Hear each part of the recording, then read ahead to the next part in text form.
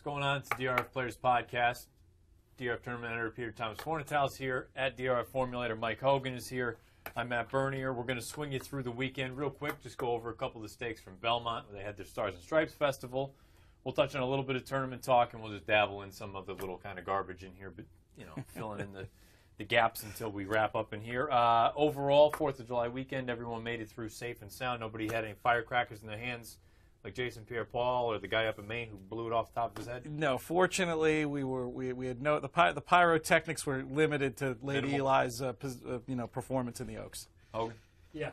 No issues. I got probably nowhere within 2 miles of a firework. Good. That's what we like to hear. I don't think I saw any fireworks, honestly, so that's good.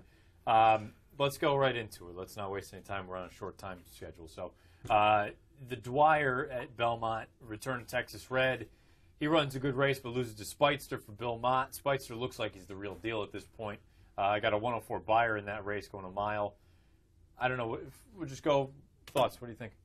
I thought he looked good.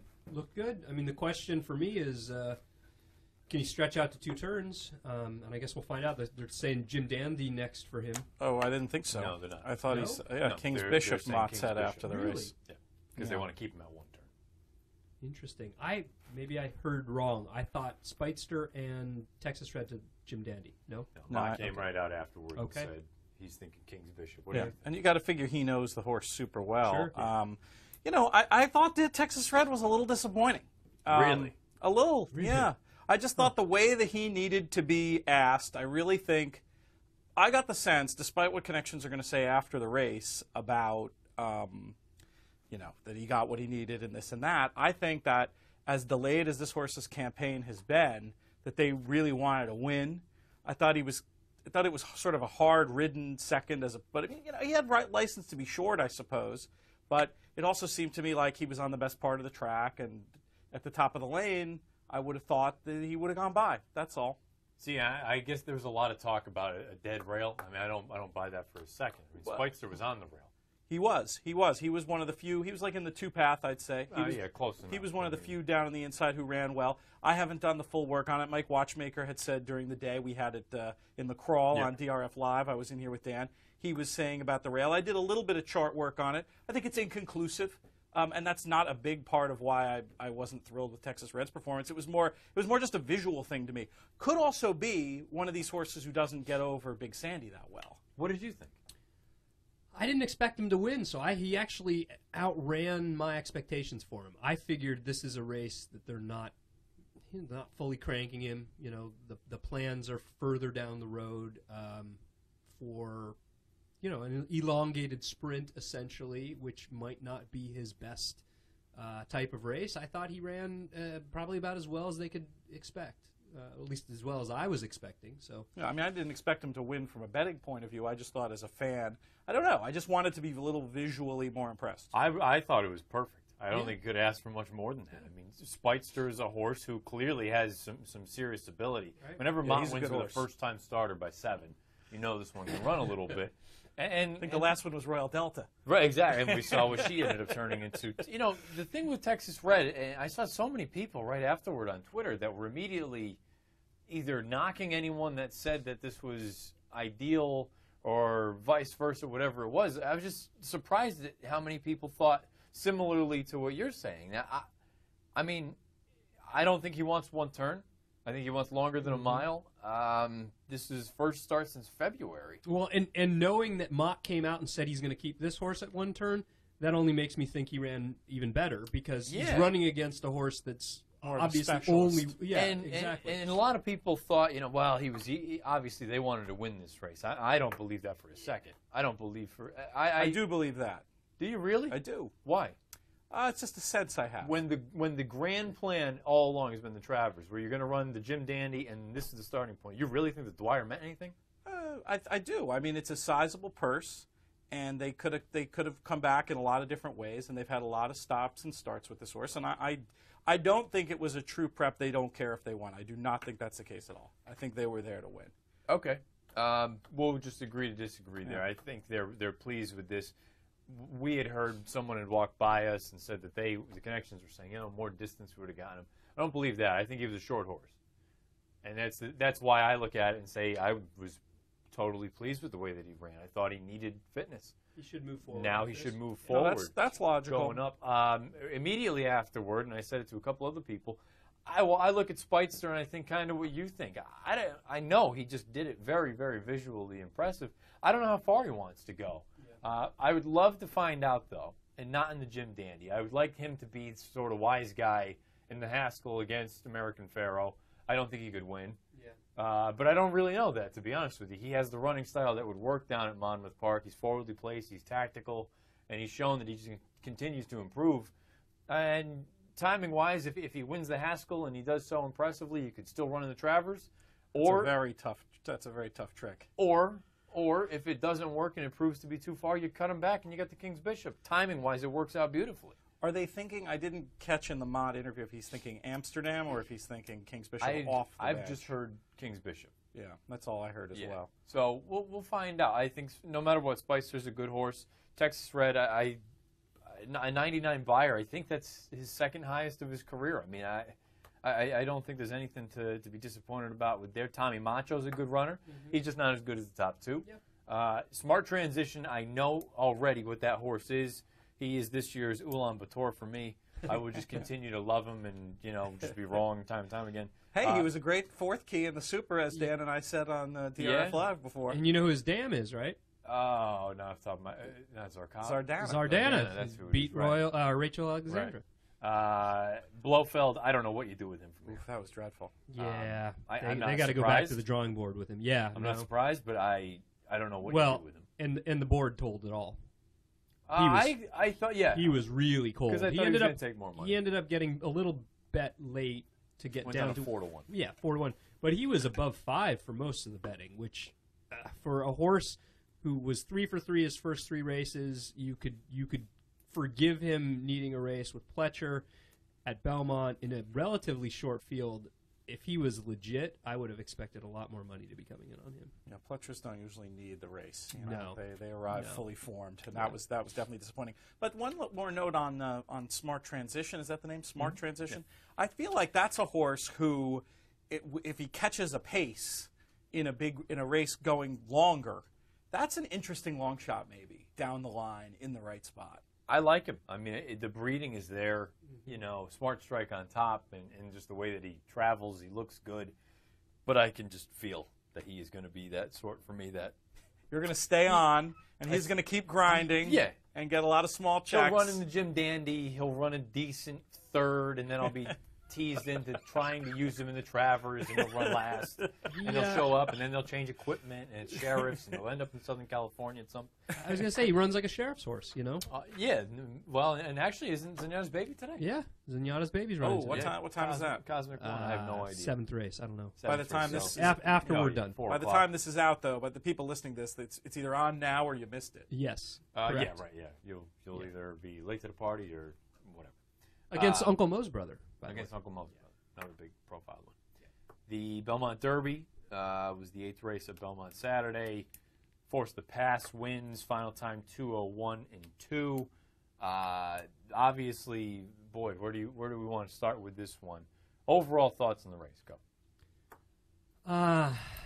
Well, I'd said I was not on the podcast last week when you guys were talking about divisions and who was good, and I tweeted out something a little perhaps controversial, or at least I took a stand. I said Divisadero might be the best 3-year-old other than American Pharoah, best 3-year-old male other than American Pharoah, and I thought that, and I was right there with you. So I think his race, he was wide throughout. He changed leads way too late. I don't know if that made the difference. I mean, I don't think he was going to catch Forrest the Pass, who I think when we talk about dream trips, got a dream trip. Taking nothing away from his win. It was convincing. It was by open lengths, but you couldn't have asked for a better trip than what he got, and he looked good. I don't know next out if he's really up there with the top 3-year-olds on turf in North America. I guess he's done very little wrong. And hard to say that he's not, based on the last two. Yeah, well, yeah. And I haven't been on him either time, but I think he's just... I thought it was very impressive. I mean, It you're was. right about the trip, but he won by whatever. He won by 3.5. Like, so the worst trip he would have won by 2. Like, he Yeah. crushed him. Right. Yeah. And he's one I just have to go back and take a look at because, I mean, I was just spectacularly wrong in that race. I really thought it was the Divisadero Bolo show, and if I was going to go wise guy, I would have looked in the Chad Brown direction. So I just a complete whiff for me in a race I want to spend some time looking at. I mean, I think it's the Bolo non-effort is another big story of the race. I mean, halfway through you would have tripled or quadrupled your bet on him. Walking I mean, lead.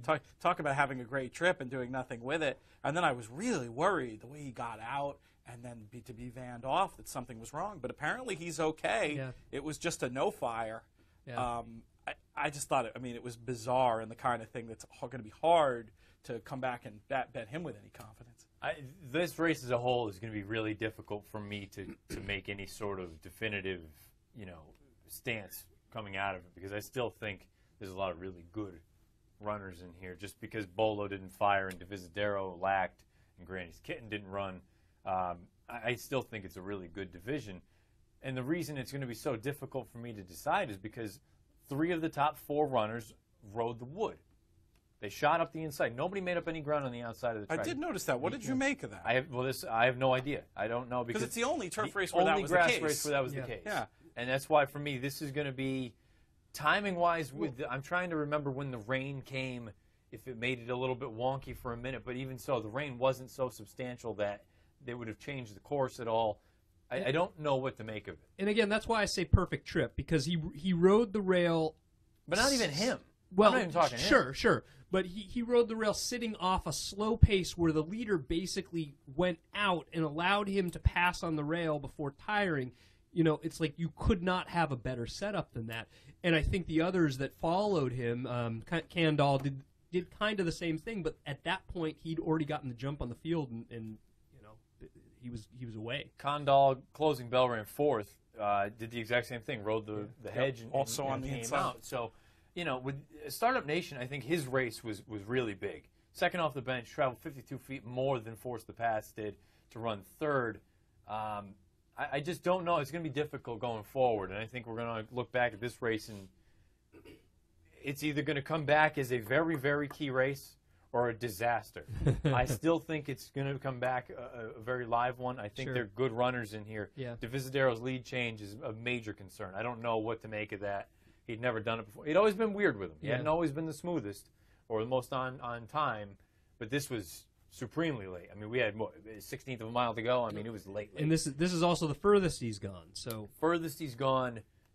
I also think there's something about the inside and the outside for that race in particular. I don't know that I'm necessarily going to hold it against him. Granny's Kitten, I thought was really, really disappointing. No excuse there.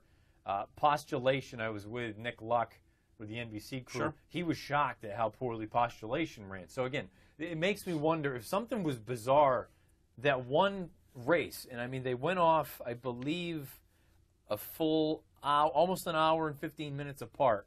And keep in mind, there was a little bit of rain. I don't know, not enough to change the course, though. It's weird. That's going to be a race that I think we're going to look back on and say either it was kind of bizarre or it was just, I definitely noticed that same phenomenon you're describing. I was just thinking, even though it went against all my handicapping of the race, that those were just the horses who did best that day. Like, I just couldn't intellectually justify coming up with a reason why you'd have such an inside flow in that race that didn't seem to exist on the rest of the card. It's not like they took the rails down and that's where the better grass was or something, because we would have seen it. It would have left footprints elsewhere. Yeah. But you're right. That's definitely a race to flag and to just sort of the kind of thing that I'd make notes. As those horses come back and run, I'd make a note for that race in Formulator just about how the form is doing. Either horses are coming back and improving or they're doing nothing and try to get an idea. Because there was just something a little curious about it. I will say this, given an even, same odds next out, I'll still take Divisadero over Force the Pass, which, again, takes little away from Force the Pass because I do think Divisadero is legit. No, I'm right there with you. I'm willing to forgive that effort because it was wide on a day like you, or in a race where, like you said, the runners were all riding the rail, trying to rally into slow pace. The weird late lead change. there's a lot of things in there that make me go, I don't know. This is maybe a pass race for Also, Dwyer. horses just run clunkers. Sure. Zadero would run some huge races. Sure. Well, and that's the other thing we talked about a little bit on DRF Live. Is it a matter of maybe does he need a little bit of a break? They've had a lot of racing in a short amount of time for this. Maybe. Yeah, what's he run 5 times this year or Yeah, something? maybe he a needs modern a little thoroughbred, believe it or not. The problem now becomes if you take a break, you're going to miss the Arlington races, you're going to miss the Secretariat, and you just point toward a fall campaign against older horses. We'll find out. But definitely a polarizing result and a polarizing race there. I don't want to say result because Force of the Pass, I liked him in the Penn Mile. I had him that day. I had him in a pick 4 here, which got blown up by this next race we'll talk about. Where are we going next? The Suburban is won by Effinex. I've always loved Effinex. I've never, ever thought that he's a grade 1 runner. I know this was a grade 2, but Tonalist was the story in here. He loses by a nose, obviously a questionable ride. Johnny V has even come out and he said, Dave Grenning put it on DRF Live, that Velasquez has admitted it was a subpar ride. That, to me, is not the real takeaway, though. What did you guys think of the race? I thought it was a rare case where trouble helped a horse. With Effinex? Yes. I was chatting with Skipaway42 on Twitter. Give him a shout-out about this a little bit with, I think Mike Watchmaker was in the chat, too. And he was saying, oh, no, that horse is a grinder. Anytime he loses momentum, it's tough for him to get back up to speed. I just think this was a case where he had to idle. Those two made their move in tandem. And Effinex definitely had to idle, but I thought it worked out perfectly because that meant that Tonalist sort of made the move that didn't exactly break the race apart, but caused the race to start to crumble a little bit, allowing Effinex to make the last run, which I thought was a little bit more advantageous. As for Johnny, I agree, not his best work. The only thing I could think of was, at that point in the race, did he maybe think Coach Inge was gone?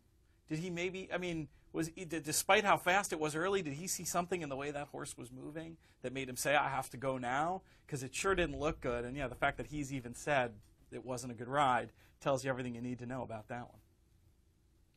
Yeah, I don't know if I have anything further to add. It's a race I've only watched, I think, maybe once since I watched it live. Yeah, I don't know. I mean, I guess the play there was you forgive Effinex that effort prior, where what was it, the rain broke or something like that, and I don't think the rain broke, but there was some sort of bit problem. He did have a new bit. Problem. Oh. Jimmy Jerkins came out and said he had more horse people out there than I would know what sharp teeth mean. But they did some dental work with him. They had to float the teeth. They did some dental work, and apparently the difference was he could end up. In the past, he had been a bit of a fighter, where if you gave him a fight, he was going to fight you right back. Now they changed over to Junior in this spot, Junior Alvarado, and the instructions were more or less, if you let him get into his beat, he'll be okay. He's not going to fight you. He's going to run. If you try and duke it out with him, he's going to fight you right back. So they did the dental work.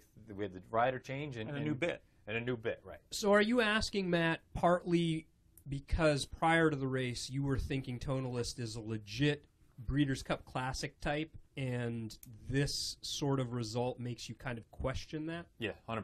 Okay. 100%. Because I was trying to figure out where you were going. I think that was reading between the lines. There's one horse in here that I think ran miles the best race, and it's Coach Inge. Coach Inge ran great. Don't think it's close. Coach Inge was on the lead in 46, 3/4 and 10 and change, and he only loses by a length and a half. Length and a half. But it was great. I agree. He ran the best race. That's a monster race. Now, the problem I have with that is it's Coach Inge. Coach Inge and Effinex. Still relatively lightly raced, right? Well, yeah, I suppose. On dirt, anyway. Yeah. Maybe he is one that's just a late bloomer and he's going to end up being a force out there. But I look at it and say, I know Effinex. I love Effinex. Yeah. He's not a grade 1 runner. I don't think he is. And maybe he's turned the corner, because this means if you draw a line through the Brooklyn, this is back-to-back 107s for him. And that other 107 he beat Wicked Strong. But then again, he also beat Red Rifle. I don't think Red Rifle's a grade 1 runner. Yeah. I think the old Tonalist from last year, hands down, no matter what, wins that race. Oh yeah. Oh, for sure. sure. And he didn't. And I look at it and I say, you've gone through equipment changes. You took the blinkers back off. I feel like you've changed jocks. You've done all sorts of things. If this horse was working like clockwork, and he was what he was at one point, you're not making all these changes. And that's the only thing to me. And I guess that was, other than the race we'll talk about in a minute, the biggest takeaway for me from Belmont on Saturday was I have no idea. Other than the classic division is Pharaoh's at this point for the taking, I think. I feel like an idiot even saying that because I think I'm talking about a 3-year-old in early July saying that he is hands down the leader in that division. And right now, I mean, until somebody steps up. Yeah. But I will say this, though. Horses look bad when they make premature moves. They don't have punch. That horse, Dan and I said it, I think Dan said it first, when he made the move at the top of the stretch, said he's off the board. He was in trouble in the far turn. He was finished, and still just on class. Like, this is a horse who That's my point, though. But you could come back against these horses. That's one thing. Against proper Grade 1 runners. But you need the you're trip. in trouble. You can't do that. But you need the trip. You're not going to make a premature move and be anywhere near a proper Grade 1 horse running his good race on a big day. But I just feel like you got the setup still, though, and I know he moved a little early. He moved very early, I don't and think between horses, and he got lit up early. and took off. He can run so much better than that. I promise you. He's going to have to if he has any. You're chance. Absolutely right. Well, you'll have a chance before the Breeders' Cup. Certainly, you'll have a few chances. And I guess that's the only thing. I mean, I just exit that race and I go, who? I mean, who? You know, whom? I don't know. I have no idea who I would put number 2 as far as the classic division is concerned right now overall. Well, they're all question marks. I mean, if Honor Code can get 2 turns, you know, I wouldn't bank on that. Well, but we'll find out. Yeah, I mean, I still might have Tonalist in that spot. I think I put Lee. Yeah, Lee. Sure. But I mean, and that's not with a hell of a lot of conviction. Lee ran great last time. Some of it are even, like Liam's map could fill that spot. Yeah, I'd be shocked. I mean, you never know, though. You never know. And you never know. No, I'm not saying or it's one impossible. of the other Pletcher runners, even. The big thing, too, will be we'll see what happens over the summer and if he bounces back now that he's home. But, I mean, now more and more time goes by, I have to acknowledge that if California Chrome can run his Dubai race, this is his. Right there. This is his. Yeah. Sure. And I've never, ever really liked you think you'd like him even over the Pharaoh? No. You mean as far as older? As a challenger. Oh, I see. Yeah. For the number 2 spot. Yes. Yeah, because Yes. Right now, agreed. I really feel foolish saying this because I don't think a 3-year-old at this point, I don't think should, even with what he's done, should be necessarily just anointed as the best overall horse right now. But boy, you can make a case. You're saying Hard Aces isn't number 2, huh? Ugh. I wasn't on that. I wasn't on that. The third best podcast. horse in the Gold Cup. I wasn't the on third that best horse in the podcast, Gold Cup. Hard Aces. Yeah. The 4th race from Belmont we'll talk about is the Belmont Oaks, and this was for me, I mean, no question, the performance of the weekend, and probably I'll put it up there as the second best performance, in my opinion, of the year. You stole my line. Behind the Belmont. You stole my line. Yeah. I agree completely. So amazing.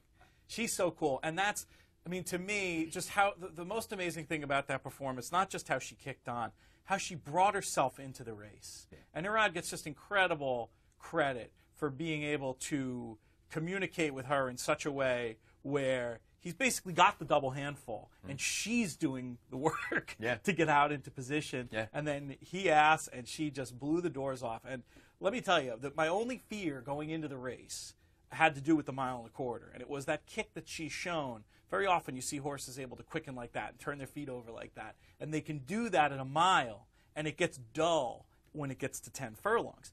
The fact is, she did it as well, if not better, going 10 furlongs. How good is this filly? Yeah, I don't know. I don't think we've seen the best, and take that buyer with a grain of salt. That's right. That's worth discussing. She ran 2 seconds faster than the boys. So many people have said that the speed figure doesn't, and I guess I agree with this in some degree, that the speed figure, I don't think it's an inaccurate speed figure, but I don't think that it speaks to the full magnificence of the performance. What's the argument? I look at it, okay, because I'm looking, maybe not next out, but at some point she's going to run against older. Yeah. And some of those older fillies have touched triple-digit buyers. Right. I would say, as, like you said, just what I see in visual, I would completely, I will agree, we're all unanimous that this was the second best performance I've seen this year. And that includes any older fillies, that includes any older, even males. So figuring that some of them have done triple digits, the fact that she got a 98. Right, it's plenty of grade 3 horses have run hundreds. Yeah, We're saying this sure. is way better. Slumber, and it was only a 98. Slumber got I think a 105 or something. Well, Right. yeah, but that goes back to what we've always said. That That's what I'm saying. I mean, if you marry yourself to the number, guess what? You're gonna lose. That's why I said take it with a grain of salt, and you said why, and I was telling you why. Fair, but no, but I mean, why are people complaining about it? Oh, I don't know. I mean, I don't know if they're complaining. I didn't. I just said take it with a grain of salt. The argument, it's not an argument even, but I've heard the idea that shouldn't there be, do you have the winning buyer of the Derby there? 92. 92. And the winning total of Lady Eli was 98, so only 6 points difference for 2 full seconds. People who don't quite understand. Too full. It was like very close. One Pretty and close, 1 point. no. Yeah, that would We're normally looking be at- more points on the figure scale. The other factor that comes in here is that people need to understand is pace and the difficulty of making speed figures when you're dealing with turf races. Sure. Because in the Belmont Derby, they went. I almost said Derby again there. That's unbelievable. By the way, track it is nearly 2 full seconds. Okay. In 100s. that race, what they go to the half in the Derby? I'm guessing 50. The half, 50 and the change. official half is 50 and 1. And what they do in the Oaks? Way quicker. 47 and 1. Yeah, so 3 seconds. when you run the half that in 50 and 1, you can only run a final time so fast. So the figure maker's job and the way the buyer team works is looking at what horses typically run and looking at what they ran there and looking at how the track might have changed and these other factors, they try to level it out. It's not just a pure mathematical formula based on the final time. Right. And if you try to make a pure mathematical figure based on the final time in turf racing, you talk about never going to win. Right. You're going to come up with a lot of garbage in, garbage out kind of data. So, I mean, to me, I'm not saying the buyer team did anything wrong. I think those figures from their methodology make sense. Sure. But I just think that performance was, if it was the Pete performance figure, it's probably, the second or third best any horses run in America this year and would be closer to a 110. This has always been my argument. We were going back to the Belmont number. Sure. I don't care what the number says. Right. Well, but it will matter next out To who? to the The bettors. people that marry themselves to Well, the numbers. I'm It just affects saying. the market, though, Matt. It does affect the market. It So helps it's- us. Absolutely. Yeah. So That's why I'm telling- marry yourself to the 98. Please do. I'm telling all of you. I'm take just it with a saying. grain of salt. I just don't. Because where do you think she fits against older? She wins. Yeah. If she runs like she ran there, she's not going to get beat this year. No, she didn't even run. She was geared down for the final couple hundred yards. I mean, 100 yards. Probably. I don't know how fast she can actually run. Yeah. I feel the exact same way about her as I do about Farrow. I don't know how good this one actually is, and this is the only time I'm saying it in a positive. Right. I don't know. You might be, and that's the thing that Dan and I were talking about. It's easy to say that the rest of them were kind of finished in a blanket. I think everyone else in here is actually good. I think so, I think too. Italia she, is good. She made a big move. I The- thought she was going to... I don't think she was necessarily going to win, but I maybe partly because I was on her, I thought she was... The O'Brien camp, I found out from people out there on Saturday, they think Outstanding has some legitimate quality to her. And watching her last race, I hated her coming into it because I just didn't like the way that she finished. But they all thought coming over, they go, she's going to need to run a monster to beat Lady Eli, but we think she's good. Well, guess what? She ran a good third. Yeah. I just think it makes good horses look mediocre when there's a freak. Yes. I think it's the same That's a thing good that we point. can say about the 3-year-old Colts Right. with the Pharaoh. Yeah, that's fair. The other one from Belmont is the Sprint, and boy, obviously the scratches killed the race. Private Zone went out, did his thing, strutted his stuff, won by open lengths. Got a 105 buyer, I believe. And what else is there to say? Well, I was with you going into the race. I do think there's one point to make, because somebody even said to me, I can't remember if it was a private email or Twitter, it was something to the effect of, are you and Matt going to, admit that you were wrong about Private Zone, something like that. And to me, I like you, if I read correctly, going into the day was all about beating Private Zone. When you had, the pace rival on the outside and all these. But after the scratches, there was just, it was a pass race for me after the scratch. I didn't even play the pick 4. I didn't want to bet on him because I didn't really like him, but I certainly wasn't going to bet against them. And then when they broke from the gate, and it seemed pretty clear from the get-go that Green Grotto was riding for second, race was, the race was over 10 yards out of the gate. I think the other part, too, is, Dan brought it up. When this horse can throw down a 22 second quarter, not even, on top of I think they went 22 and 4 for the opening quarter, but when you can throw down a 22 second quarter, it's clear that's when you can separate the men from the boys. Green Grotto's a nice horse, but he wants no part of going 22 for the second quarter. I still think, though, and I think that what you're getting at is, do that against all of the good horses. Yeah. Private Zone's really cool. I'm certainly not knocking him. No, I think monster. I think he's an awesome horse. He's shown some indications that there may come a day when the wheels come off here on the track, but maybe he'll get a little break and come back. What are they saying he's going to do next? I don't really know, and I think we brought it up. We were talking a little bit. If they laid out a scenario where the ultimate goal is the Breeders' Cup, but prior to that, I think they'd like to go for a three-peat in the Vosburg. Makes perfect Breeders' sense. Cup Sprint, right? Yeah. Okay. If you did that and you brought him back and say the Forgo on Labor Day weekend up at Saratoga, in a way you're building in a 2-month break. I'd be okay with that. He doesn't need to win that Forgo, and he probably wouldn't off of a layoff. But then all of a sudden you come back, and now you're primed for the Vosburg. You run a big race there, and then you go to the Breeders' Cup and you see what happens. He's a really good horse. He likes to fight. I still think, although as impressive as he was, we know clearly now is at this point in his career. He's not the old clearly now. I was thinking the myectomy might help, but and maybe it would have helped if there had been more pace in there. Yeah. I'd give him one more look just because myectomy is the breathing exercise. Look at what that did for Frosted. Sure. And clearly now, I thought he ran pretty well given that he had no kind of setup. I guess my only thing is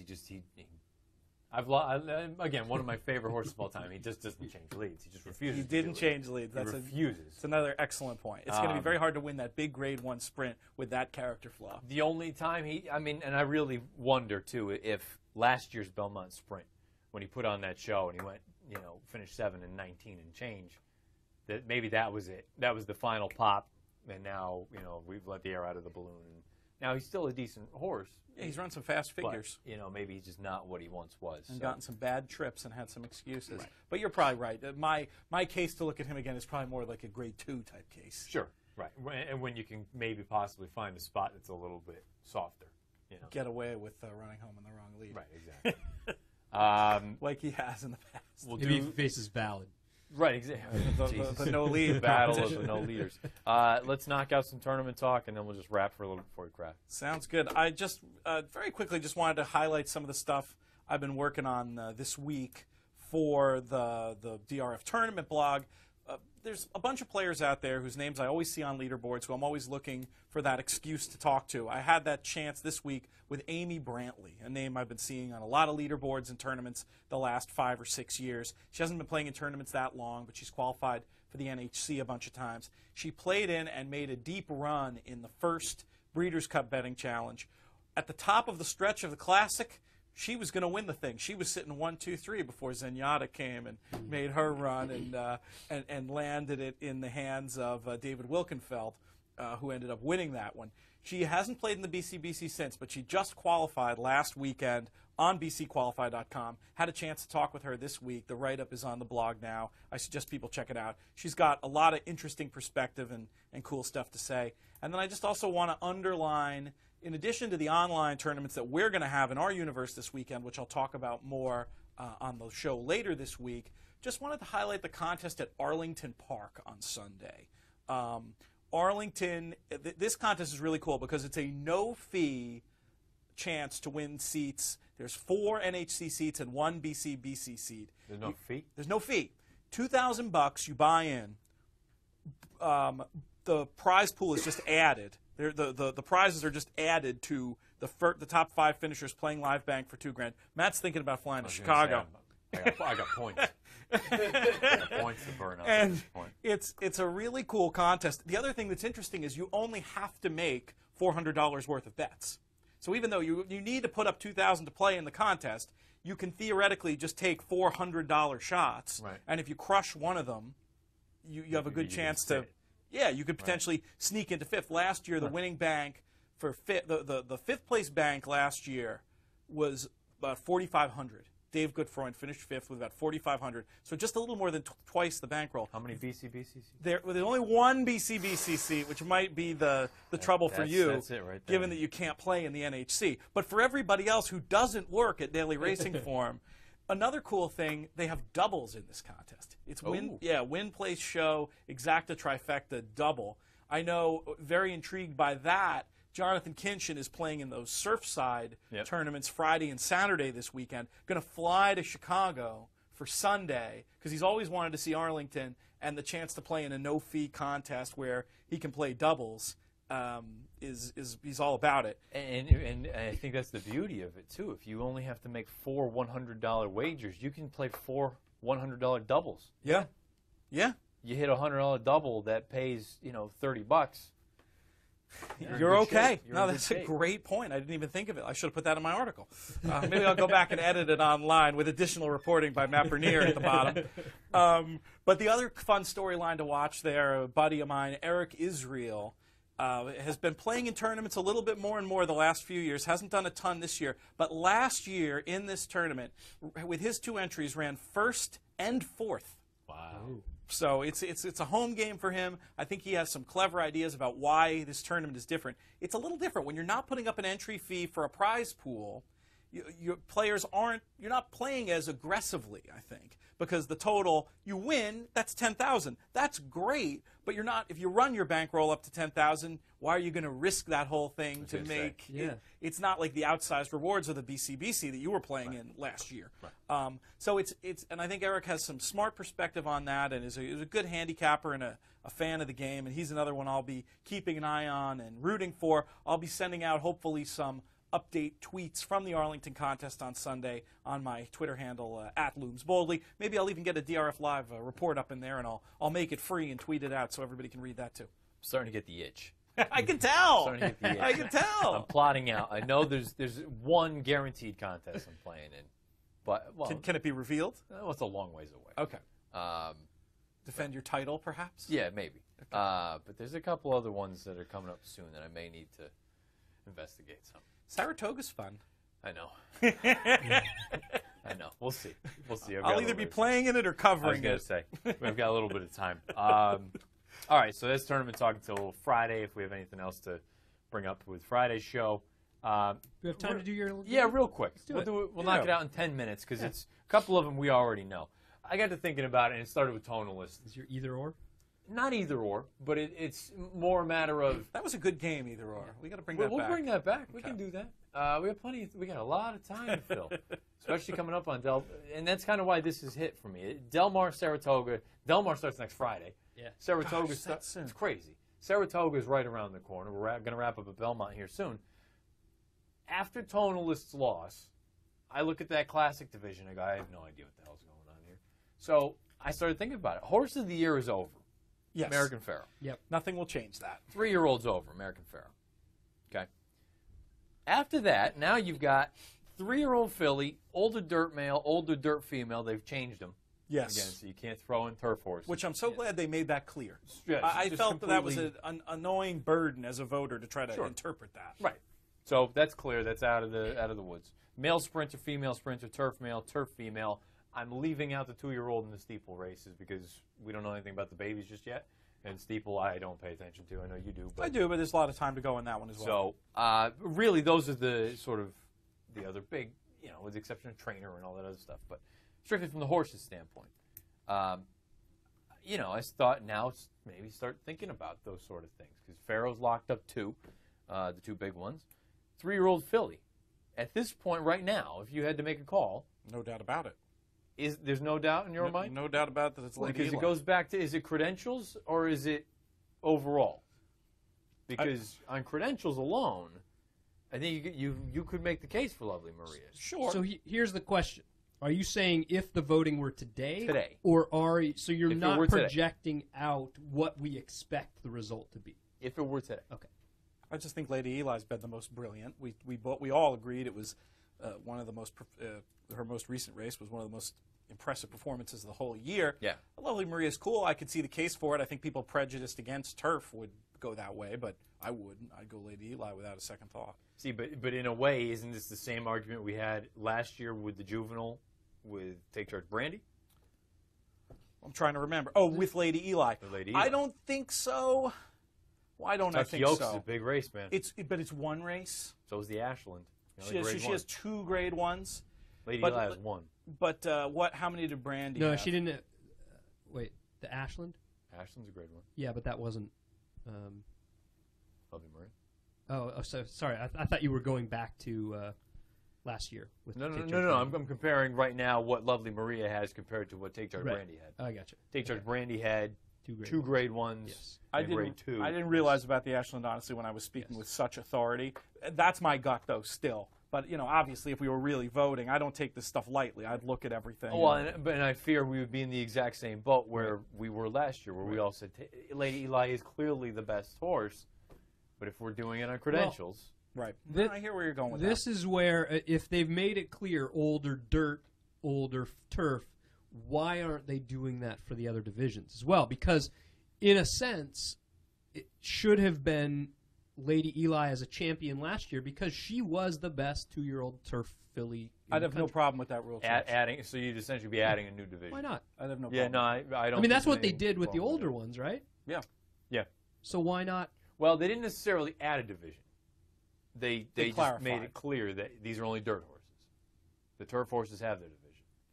So Yeah, in I a mean, way, it's apples and oranges. Why make us compare apples and oranges when you could have us compare apples and apples? I'd be all for what was proposed. or Or- we can stomp it all out, and Lady Eli goes and wins the Alabama. Well, see, this is Not gonna why happen. this is why I was asking if you were talking today. I know. Yeah, as of right now.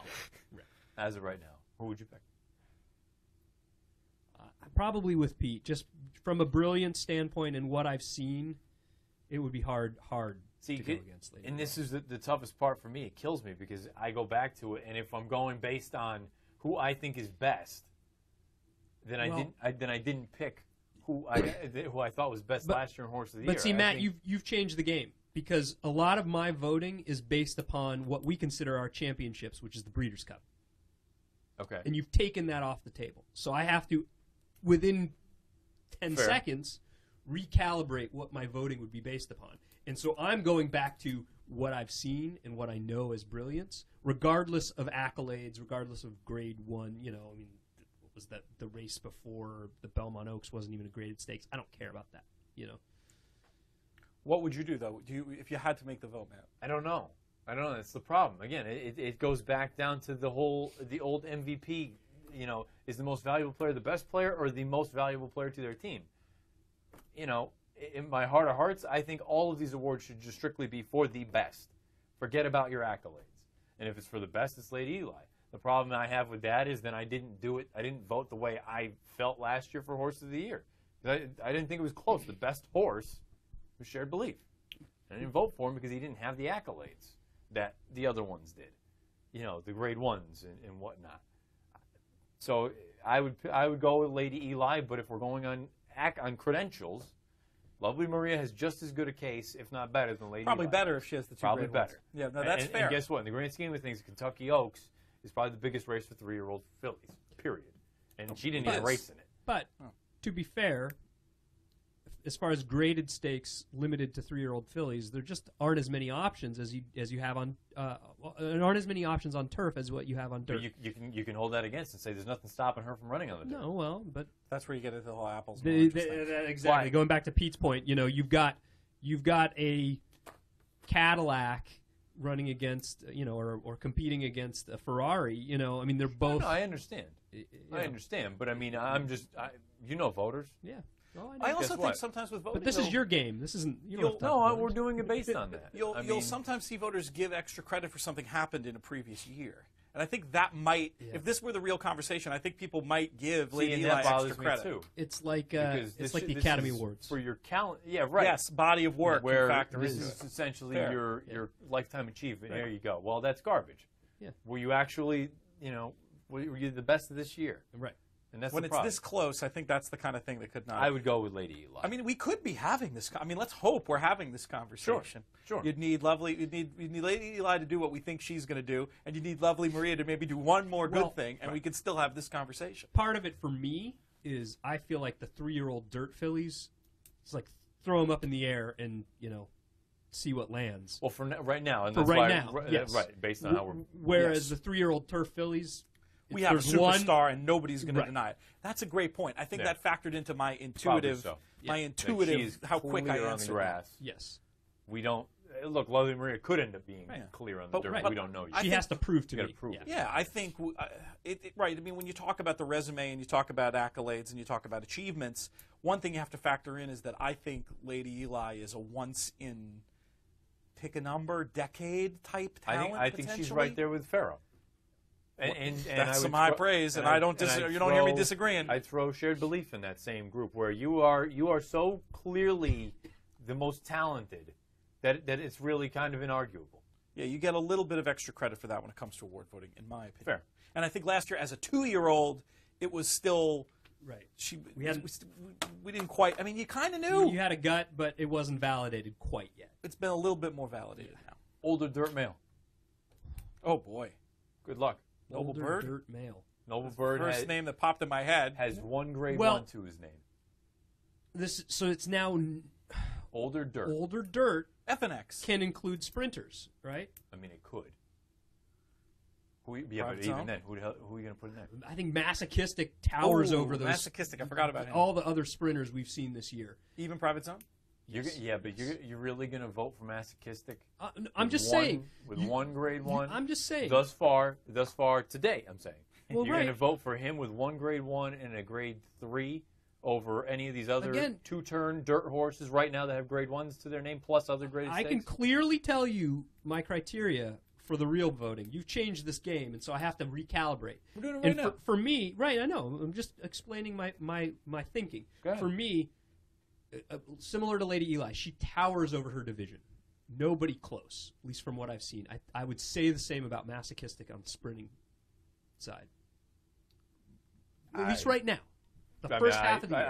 I could not put a sprinter. I couldn't. I'm not saying I would. But I'm saying it makes, right now. it makes If me we had to think put about our, I couldn't do it. just because the ones going long, I don't know. I mean, There's we've still talked something. about it. There's a lot of holes, a lot of Yeah, questions. there is a lot of holes, and like you say, I mean, Effinex, good lord, I mean, the idea that he's, but I just couldn't put a sprinter in that category. I couldn't do it.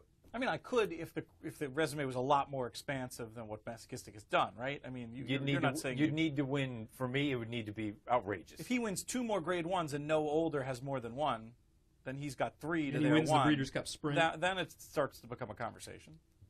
For me, borderline, not so much. Well, give me your answer to this tough question. Right now, shared belief. Oh Lord, he has won 2 grade 1s, right? He aired. Well, no, one grade 1. Is it 2? Oh no, the race against California Chrome was not a grade 2. 1. So he's got the San Antonio. But that was like that will might get as him well have been a award grade credit 1, as a grade. because It was better than most grade 1s. That was opportunity in there too. Yeah. He won that. He aired in the big cap. I'm not holding the Charlestown race against him, and we don't get to see him again. But if it ended right now, Shared belief. that's very reasonable. That's shared belief. Yeah, But it right. won't end It right won't end now. right And now. And he won't end up winning any Right. sort of an award. No, but that's that's fair.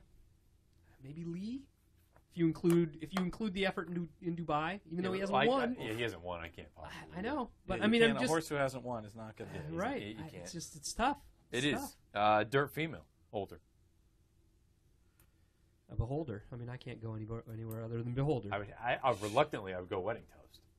Wedding Toast has won a couple, Yeah. and Beholder hasn't even won a grade 1 yet, right? Again, I'm going by what I've seen. You've changed the game She for hasn't me. done enough for me. You've changed the game. How is Beholder it has- changing the game though? Again, it really isn't. It's just doing it early. I'm saying telling you, Mike doesn't do any I'm work using on the different Eclipse criteria. Awards. He just picks the Breeders' Right, Cup winners. right, What he's because doing. you're making me. I do real work on the Eclipse. You're making me off the top of my head. It's true. I do want to. I don't know if that meant anything. No, it's fine. We'll come back. Okay.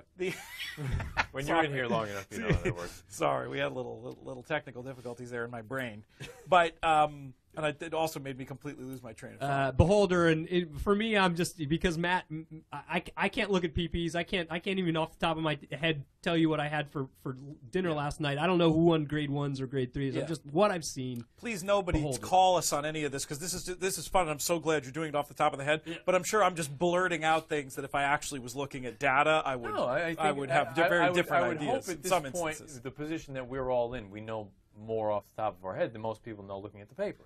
Maybe. Yeah, but when it comes to award voting, like, Dude, it ain't that hard. She won this, she won that, she won that. yeah, but I would, before I made a real I pick, want to at least instead look of at PPs. If you gave me the yeah. PPs, then it would be easier. Instead of blurting out Thank you, Effinex making like I this did, much more difficult I than would it needs I to would be. look at a bunch of things, Male especially sprinter. for older male. Male sprinter. Where layup. do you go? Where would I go? That's right. You said Weddington. Wedding Toast. Pete, where? For older Philly, I see. I would need to look at it. I'm sorry. That's fine. That's fine. No problem. I'm punting Male on that sprint, layup, Yeah, I think so. masochistic. one. He's been pretty good. I'd want to look at Private Zone next to Private him. zone's close, but no Yeah. grade ones to his name yet. Right, that's tough. And Masochistic, boy, did he look amazing Do out you there. put, I say layup, honor code, Met Mile? I mean, Met that Mile, mile's like Gulf not a Street, Gulf Street real handicap. Yeah, they're miles though. I wouldn't They consider- don't- I don't- People usually factor them in. Though. I don't. I think in if he my were voting, then to I win a don't. sprint, I would.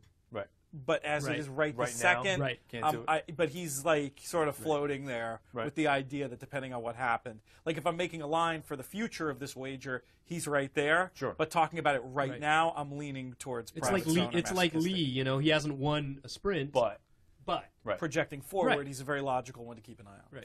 fair. Female sprinter. female sprinter, Dame Dorothy, I guess, right? Yeah, reluctantly, very reluctantly, because my God. Who else can we go with there?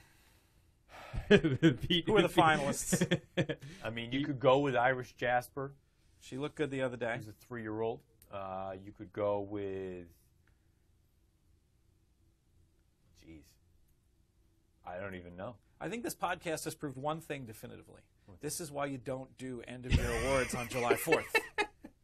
But it's a great exercise, and I don't say that to knock you, but it's amazing how difficult it is. Like with a division like that, you just Just want to so see much. a little Yes, bit no, more but you know from what, everybody. Though? But you say that at the end of the year. How is it any different? Well, you Well, just have you more just- of a body you of have work. more. You have That's more of all. a body You of do. work. And some of it You is know? who you're Including going to racist project people. forward. You go ahead, sorry. You know, I mean, we talked a little bit about Speightster. You know, you couldn't vote for him now as male sprinter, but boy, he could put himself in the conversation. He continues to do what he's done. He could, and like you had said too. I mean, if you guys are, or if you're in the camp where you put so much credence into the Breeders' Cup, then obviously there's a lot that can change. I mean, I'm in the camp that I don't put nearly as much emphasis as probably 90% of the voters do on the Breeders' Cup. But you know, from that standpoint, I understand. Like you say, if a Speightster or someone new shows up, if Texas Red, you know, who knows? Maybe he's one that could end up being. Well, he couldn't be he can't win a 3-year-old, but. You know, Yeah, sure. It'd be, No, I just look at it as it's what we consider our championship day, and so as such, I mean, it's not like I do 5x, you know, Right. But I I'd probably do 2x. Yeah. all right, here's 2X, one other yeah. thing. I'm going to scratch out the turf, people. Sorry. The final thing before we wrap, just because now I've California just Chrome Hunter. Sorry. saying, hear me out, and don't just blow. I know it's okay. All right, unrealistic. all right. Texas Red Yep. runs the table from here on out. Okay. Wins The Byron Jim scenario. Dandy, wins the Travers, wins the Jockey Club Gold Cup, Okay. wins the Breeders' Cup Classic, and then throw in the Clark. Okay. Hear me out. Pharaoh. I already have my answer. Pharaoh wins the Haskell. Okay. Okay. Against 3 horses, because it's probably going to be 4 or 5 horses. Nah, be more. And then There'll be a big loses, big and then purse for second. loses in the Classic to Texas Red on the Square. Is there any way? None. No. Pharaoh never runs again. Texas Red does all that, also runs in the Breeders' Cup Turf the next day or later in the same card and wins. He's still second. Right. Is there any scenario where Pharaoh is just strictly horse of the year, but he's not 3-year-old? I don't think so. The only way Texas Red would have to beat him on the square, I would say 3 times at least. He'd have to Fair. beat him in, say, the Travers, And then the prep. and then whatever the And then the prep Breeders' is, Cup. and then the Breeders' Cup. If it was Pharaoh ran his whole race, That's interesting. each And you of know what? them? And I say Texas Red, put in any right. 3-year-old. yeah, any horse. You know. That's interesting. Maybe they do something weird like What if maybe it would what if split. Speightster wins out? That's partly why I was asking about Speightster, because you guys, I was not on the podcast last week in the early one, but you were talking about, is there some sort of horse we haven't really seen yet, this 3-year-old, the Tisnow of this year? Shared belief. I think It's shared belief of this I year. think of the 3-year-olds at this point right now for the classic division. I think Donworth is the one that's most intriguing. Donworth too. Yeah. Speightster, I don't know how far he wants to go, but at this point, he hasn't done anything wrong. Sure. So it's hard for me to Right. say that he can't do it. Right. You know. Well, but knowing that Mott doesn't see him as stretching out. Knowing that Mott doesn't think he can Rock do the it, table. Right. you probably can't do it. Right. And that's but it's just for ha-has. I mean, is there any way? Me as a voter, it would take that for me to consider Getting putting- beat on the yes, square. putting Still, anybody it else. still might not even matter, but Right. it would. But you'd have to think about Right. it. It's the only time that would make me pause. If he's beaten twice by the same horse on the square, I'm still lay up American Pharaoh. Total hypothetical. Had Shared Belief not gotten hurt and continued on down and then beat American Pharaoh heads up in the Classic. I think there's a world in which that could have been Horse of the Year. I think Not this year, I don't think. if he'd won every single race, if Shared Belief had He been ran the table. undefeated with Grade 1s and a win over Pharaoh, I would have voted for Shared Belief for Yeah, sure. Well, I think there's it's a difference difficult to So argue are you against asking? Are you asking who we would vote for, or are you asking who we would think would be Horse of the Year?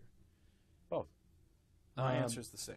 I think there's not really a scenario in which an older horse is going to be voted Horse of the Year over Pharaoh. Well, not now. At this point, I agree. But say we're Well, Shared living- Belief right. had gone all the way Yeah, through right. and won everything. Yeah, No way. yeah, because they would have only faced each other once.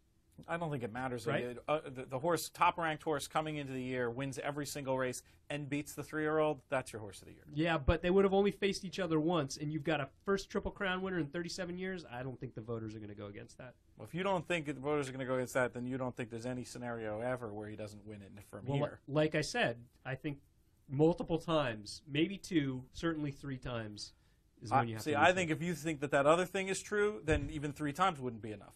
Because if you're not going to give it, I mean, we're really down the rabbit hole here, so we don't need to go too far. hypothetical. But you know, It's the rabbit hole edition. I see contradiction in what you're saying there. But And part of it is, look at last year. who won the Triple Crown last year? I was Well, gonna say. we had 2 legs of the Triple Crown, and then a horse that beat that double classic double classic winner twice. Overwhelming. I mean, it wasn't even close. Like, I thought it was going to be close between Byron and California Chrome. Well, but again, I think there were circumstances in there that came into play. Yes, That is true, but certain equine tactics. Right.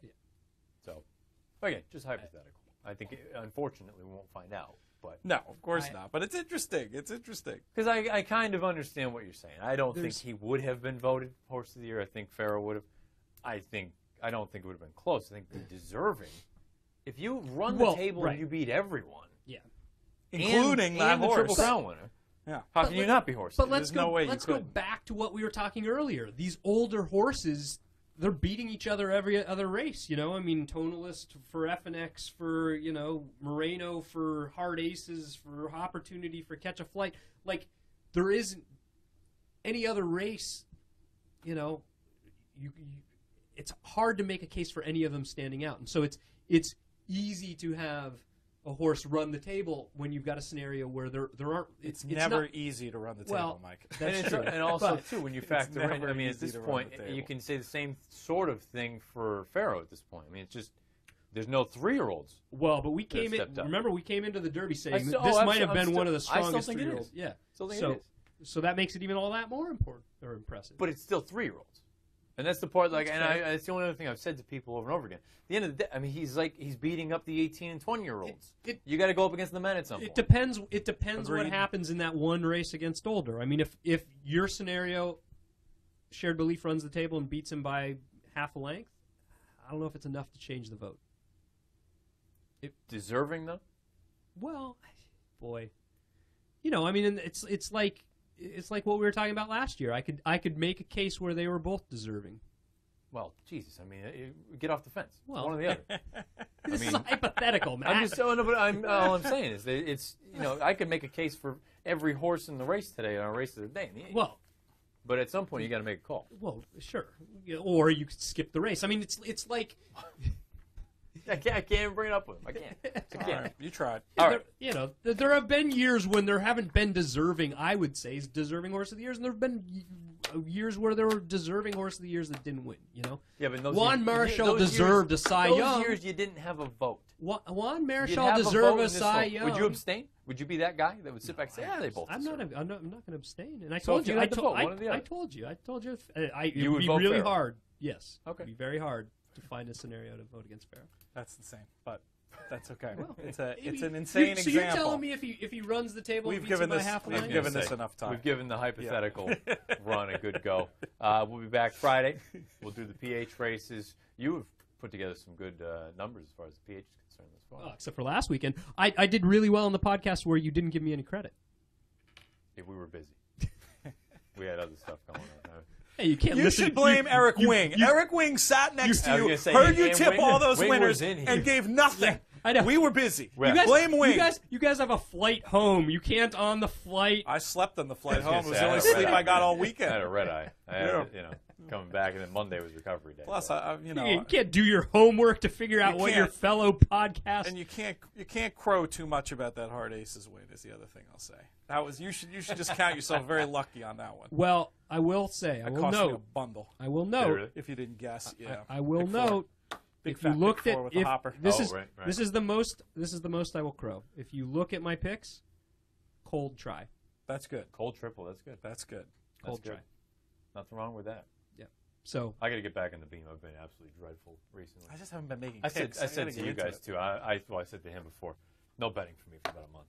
Really? Yeah. Wrapping Yeah, up, but- getting ready for Saratoga. Well, it's just I've just not been very good making decisions. I was almost going to call you on it when you were Yeah, really I've thinking been- hard about that Arlington contest this weekend. I've just been making just poor decisions. So take some time. That's off smart. from it. You lay off, you build up your bankroll, you get your head right, and you come back into it. I mean, I think that's very wise, especially a time of year like this. Didn't quite realize Del Mar's starting that quick. next Friday. But for Saratoga, like if you're not going well right now, why not take these 2 weeks Just kind of. and do the work? Still watch the races Oh, and well, make yeah. your notes, but just don't put the added pressure on yourself of having to make those extra Put any decisions. sort of money into it at this point. Like Yeah. you say, still doing the work and still going through things. It's just, boy, the wagering decisions have just been So, poor. So so are you telling me I should look in a different direction in the race of the day today, since we both like the same? no, horse? I like that horse. And I mean, if it were, and here I am saying this, I'm probably going to end up betting him here in about an hour and a half. Degenerate right here, folks. Degenerate. We'll see. It all depends. Sick But man.